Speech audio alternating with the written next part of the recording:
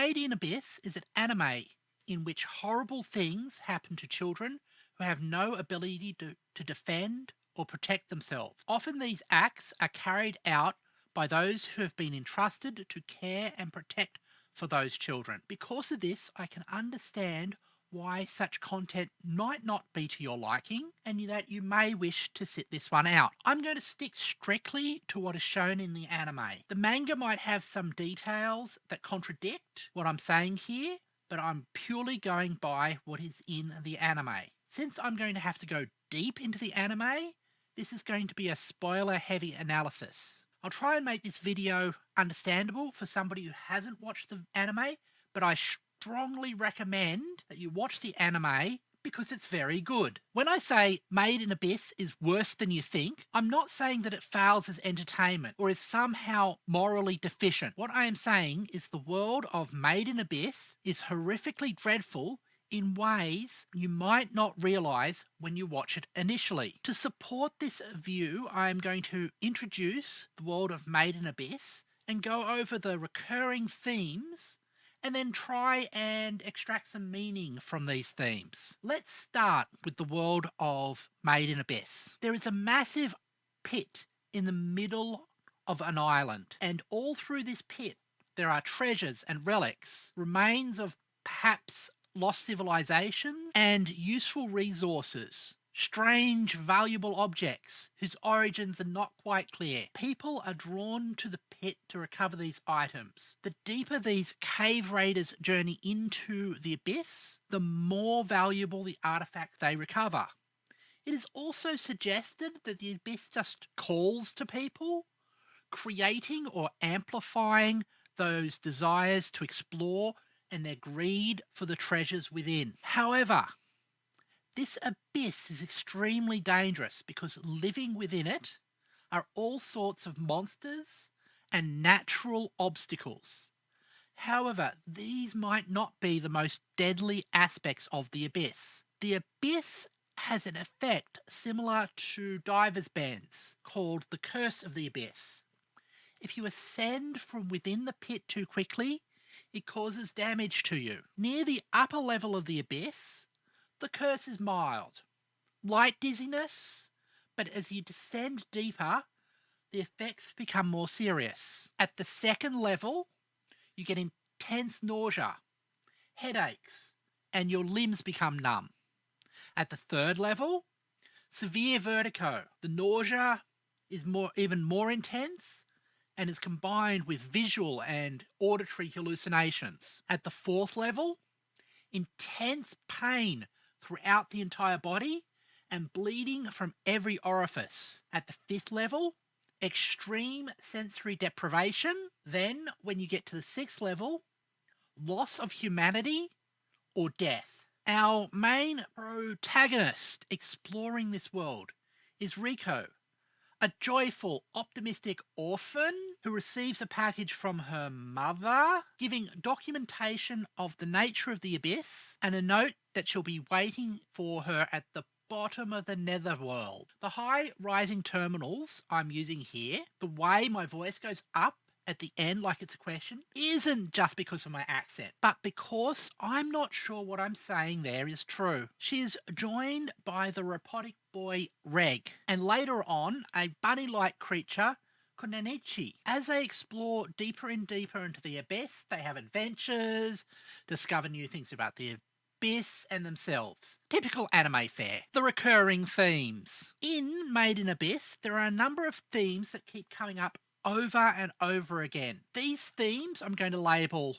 aggressive mimicry, dehumanization, and the horror of being complicit. Aggressive mimicry is a tactic used by predatory creatures pretending to be something else in order to prey on their target. It is the classic wolves in sheep's clothing situation. I'll give you some examples. There are the monsters within the pit. Near the beginning, we are introduced to a monster that mimics a creature in distress, even impersonating humans. The monster attempts to draw out scavengers or people seeking to rescue their compatriots. It then attacks the would-be rescuers. The amethine deceiver is another example of this. These are insects that pretend to look like leaves, but they reproduce like parasitoid wasps. They inject eggs into their posts, paralyzing them, and then the grubs of the insect eat the paralyzed victims from the inside out. Another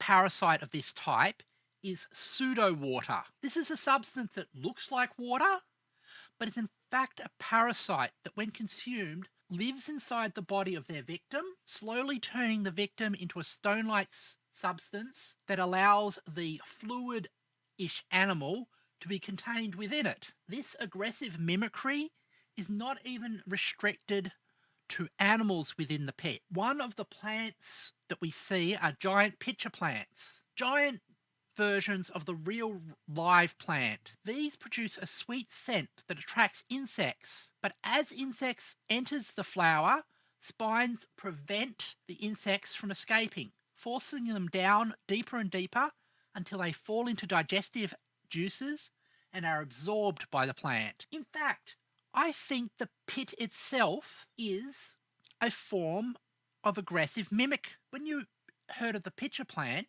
and its spines preventing bugs from climbing out of it, that operates very similar to the curse that prevents people from easily climbing out of the pit. The pit also generates its scent, its psychic draw, and the artifacts within it that attract people to come in. I keep getting the impression that the abyss itself has a sort of intelligence to it. Not a human intelligence, but more a eldritch horror intelligence, or something like an AI algorithm that can produce things that it finds will attract people in. While strictly not creatures of the pit themselves, there is a recurring theme of men who act just like aggressive mimics and other forms of predators. Bondragard is a pit raider who lives at the bottom of the 5th level and controls accesses to the level below him in the abyss. In the Made in the Abyss movie, which happens between the 1st and 2nd seasons, it appears that Bondragard is a friendly and loving father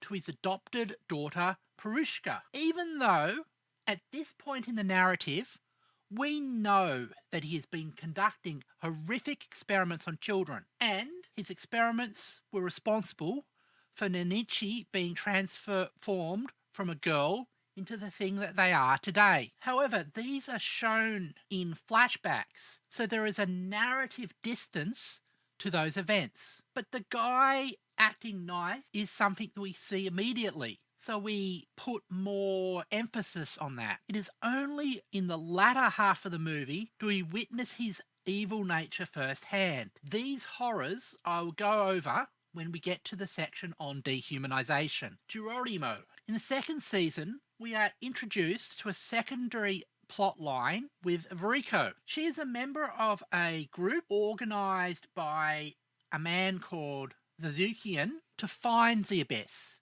This is set a long time before Riko journeyed down, long before the settlement at the mouth of the abyss was founded. Geronimo is a slave owner of Riko. When we first see Veriko, she is a very young girl enslaved to Geronimo, who mistreats her horrifically. To be honest, this stack of shit is never presented as being nice at all. However, I felt I couldn't talk about predatory men in Made of the Abyss and leave this guy out. The trauma that was inflicted on Veriko was so intense that inside the village of Irumyuui, which exists on the 6th level, that trauma is transformed and becomes physically manifest as a monster. Suzukian. As I said before, he's the leader of the first group to go into the abyss. After saving Vyuko Jurimo, he voyages across the ocean, and through most of the 2nd season, it seemed that he was a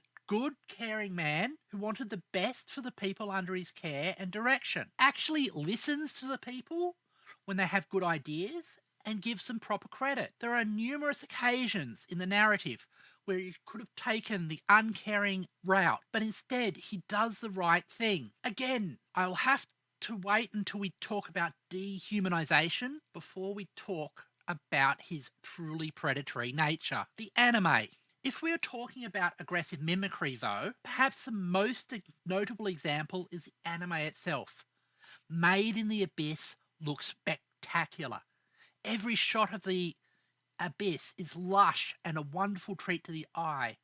There are cute shots, beautiful shots, all drawing us in until we see the traumatic horror underneath. Dehumanization. The horror that is most common in Made in the Abyss is body horror. In a way, all horror can be said to be about disempowerment, and body horror operates by reminding us that in reality our bodies are physical and vulnerable to disease and injury. It is so easy for our bodies to fail and take all of that power away. For vulnerable groups, especially people with disability, there's also the knowledge that it's frightfully easy for people to treat us as less than human because of the status of our bodies. In Made in the Abyss, this dehumanization is a recurring theme. If you ascend within the 6th level, your body and often your mind will get transformed into an inhuman, lumpy thing. Most of the time, your intelligence is removed and you become something primitive and animalistic. In a few rare circumstances, people are able to retain their full self-awareness. However, most of the time, you're reduced to a few simple desires. This process is agonizing and disempowering. However, it is just one form of dehumanization that we see in Made in the Abyss. Another is the cartridge system. Bondurgarde wished to explore the 6th level without succumbing to its curse when he returned up to the levels above. To get around this, he created cartridges. These are a type of curse catcher, a device to receive the curse of the Abyss rather than himself, protecting himself from the damage of the curse causes. The way these cartridges are created is to take a child, remove from the child any parts of their body that is not needed to absorb the curse, and then put them into a box with life support, turning that child into a squishy lump inside a metal casing. Basically, taking a child and turning them into nothing more than a tool to be used. We are introduced directly to this with Prushka, Bondurgarde's adopted daughter. His apparent love for her and parental bond between them is one of the things in the narrative that tries to sell the idea that Bondurgarde is not completely evil. He acts like he cares for her like a father should, but this does not stop him from turning her into a capsule. Indeed, we learn that he deliberately fostered this love so she would be a more effective recipient for the curse. When she was used up as a capsule, Bondurgarde discards her. At the end of the Made in the Abyss movie, Prushka's dehumanization continues as she is transformed into the life reverberating stone, becoming more and more object-like. Another example of this theme of dehumanization comes with Irumyuui. In the 2nd season, the Razukikan and Ryuko team meet a tribe of hunter-gatherer people who live at the edge of the abyss. The little girl Irumyuui was born with a deformity that results in infertility, which makes her an outcast within her tribe. She joins up with the team of abyss explorers and heads down to level 6 with them. When the team get infected with pseudo water, in a hope of surviving this infection, she is given a dangerous wish-granting artifact by Wizukian. The danger of the device is that it listens to your thoughts and desires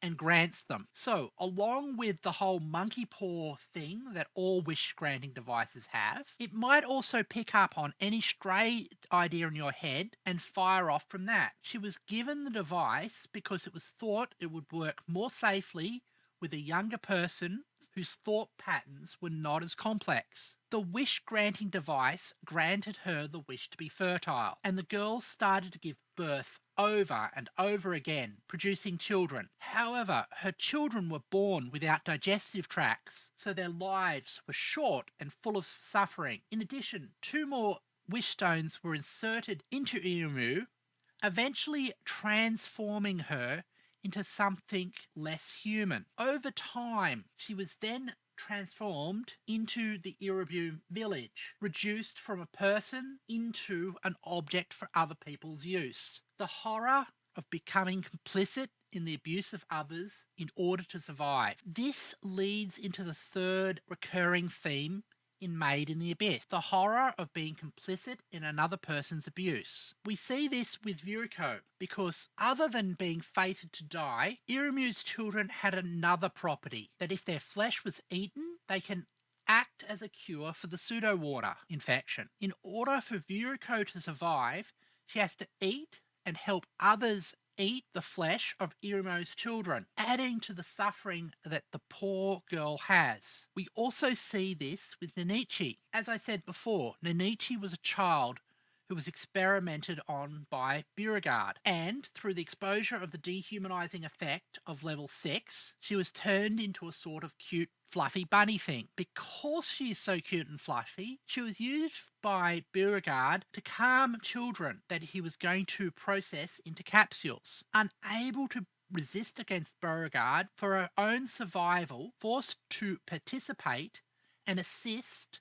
in the abuse of other children. Now that we've gone over these themes, let's talk about possible ways we can read Made in the Abyss. One way to interpret these themes is in a psychological or biographical way. There is an aspect of traumatic abuse that makes you feel dehumanized. And if you are a child in an abusive environment, you often have to become complicit in the abuse because you are powerless in the face of those who are abusing you and perhaps your siblings. However, I don't like these type of interpretations of media because I find it's very reductionist, and I often feel that it undermines people's imagination. However, thinking about Made in the Abyss more, I came up with another way to read Made in the Abyss. We have ambitious people sacrificing themselves to achieve their ends.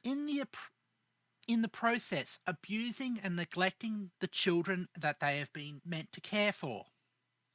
We have systems that force people to become complicit in the abuse of others. And we have a system that is attractive on the surface, but entraps you and forces you to become less than human. The more and more I look at it, the more and more I am convinced that Made in the Abyss is talking about the Japanese work culture. The extreme work-life imbalance means that families end up neglecting their children. The oppressive limitations of the work culture end up taking multifaceted, complex humans and reducing them into something that only exists based on the economic worth they provide to their company. Like other aggressive mimics, the work culture offers something that is on the surface tempting or even needed for life, but then entraps you within it. In time, even though children suffer from the abuse that this system perpetuates,